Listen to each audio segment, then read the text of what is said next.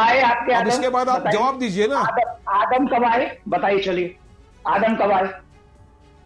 सबसे बताइए। सबसे पहले जब अल्लाह सुब्हानहू तआला ने दुनिया को बनाया, सबसे किसका पहले हजरत बनाया? आदम अलैहिस्सलाम दुनिया में आए, और सबसे पहले हाँ। हजरत आदम अलैहिस्सलाम हिंदुस्तान को आए। इस हिसाब से देश हमारे आदम अलैहिस्सलाम का हुआ।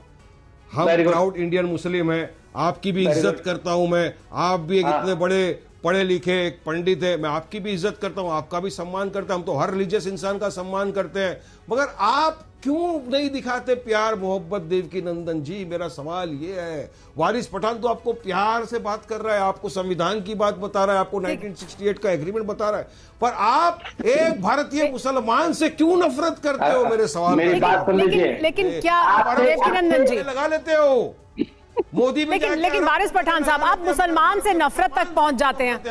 आप मुसलमान से नफरत तक पहुंच जाते हैं। आप कोर्ट के सर्वे के ऑर्डर को जोड़ देते हैं कि कैसे दो समुदायों के बीच विभाजन हो जाएगा। जब तक मेरी जानकारी है। देवकी नंदन जी, देवकी नंदन जी, सुमेरा जी भी मुसलमान है, अगर जहां तक मेरी जानकारी है तब तक। नहीं, लेकिन खान इनका नाम हाँ, बिल्कुल, मैं सुमेरा खान भी हूँ और मैं मुसलमान भी हूँ, मैं आप लेकिन आदर सम्मान करते बोल।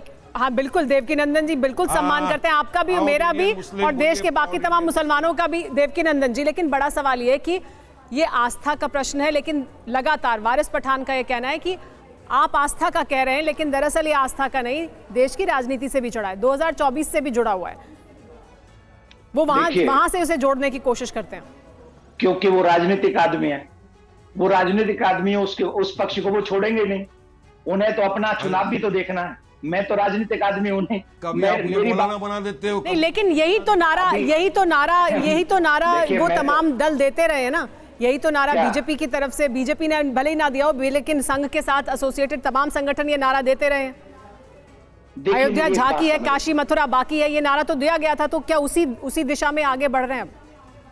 मैं आपको एक बात बता देना चाहता हूं। मैंने जितनी भी डिबेट राम मंदिर पे की है, मैंने जितनी भी डिबेट कृष्ण भूमि पे की है, मैंने जितनी भी डिबेट काशी विश्वनाथ पे की है, मैं आपको सच बता रहा हूं। मैंने ऑलवेज एक बात कही है, राम कृष्ण और शिव ये सनातनियों के प्राण है, ठीक है ना।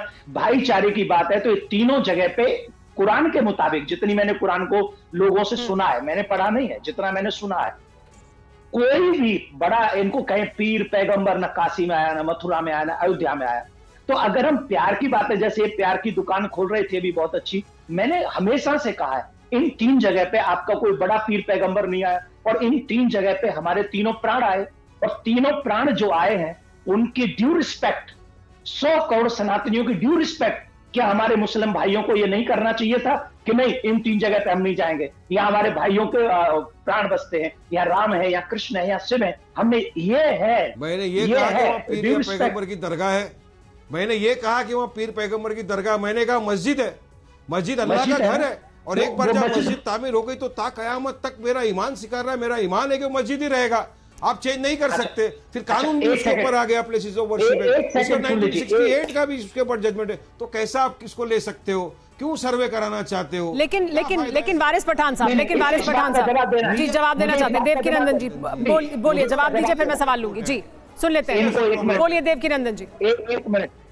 कुरान में लिखा है, जो मैंने लोगों से सुना है, मौलवी इत्यादों से, कुरान में लिखा है कि किसी की भी जगह, छीनी हुई जगह पर हम अपने खुदा की बंदगी नहीं कर सकते। और ये मथुरा की जन्मभूमि, ये क्या नाम, औरंगजेब ने मंदिर को तोड़कर पहले उसने मस्जिद बनाई थी। ये सत्य है कि नहीं? ये इतिहास है कि नहीं? अगर ये सत्य है और अगर ये इतिहास है तो वहां पर मस्जिद और पूजा, इनकी वर्शिप हो ही नहीं सकती। बताइए औरंगजेब ने मंदिर तोड़ा कि नहीं? पहले तो ये बता दें। वारिस पठान साहब, इतिहास में जो हुआ है उसको दुरुस्त करने की कोशिश है क्या? इशू सेटल हो चुका है, तोड़ा बनाया। मैं ये बोल भी नहीं रहा हूं आपको कि वहां पे किसी पैगंबर की मजार है, पैगंबर की दरगाह, मैं तो ये बोल भी नहीं सक रहा हूं, मैं तो आपको बोल भी नहीं था माज़अल्लाह, मैं तो बोल भी नहीं रहा हूं।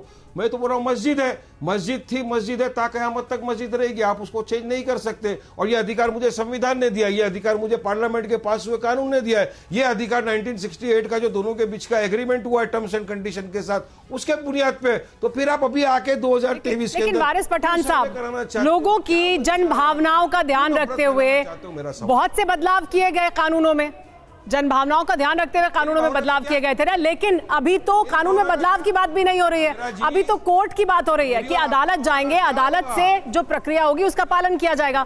उसमें क्या गलत है? क्यों जाएंगे? मेरी और आपकी भावना का क्या होगा सुमेरा जी? आप और मेरी भावना का क्या होगा? हम भी तो मुसलमान हैं, हमारी भी भावना है, हम भी इस देश के पक्के सच्चे नागरिक। तो आप भी अदालत जाएंगे? इंडियन मुस्लिम्स हैं, हम भी। तो आप भी अदालत जाइए ना, आप भी अदालत तो गए हैं। Sunni central Sunni UP Sunni central board अदालत गया है ना, वो पक्षकार है ना, वो जवाब दे रहा है। चलिए ठीक है, ये चर्चा कभी ना खत्म होने वाली चर्चा है, लेकिन कोर्ट ने फिलहाल सर्वे का आदेश दिया है और 18 दिसंबर को कोर्ट ये भी बता देगा कि किस तरह से होगा सर्वे। TV9 जी सर, समय खत्म हो गया, माफ कीजिए। अच्छा बोलिए। मैं देखिए, इन्होंने कहा ये क्यों जाएंगे, ये संविधान राइट देता है इसलिए जाएंगे। ठीक है, संविधान अधिकार देता है, इस वजह से अदालत जाएंगे और अदालत से जो प्रक्रिया है उसका पालन करते हुए अपनी आस्था का जो प्रश्न उठ रहा है उसका समाधान भी ढूंढेंगे। अदालत भी 18 दिसंबर को बता देगी कि कैसे होगा सर्वे। आज लेकिन अदालत ने कह दिया है कि सर्वे होगा मथुरा में।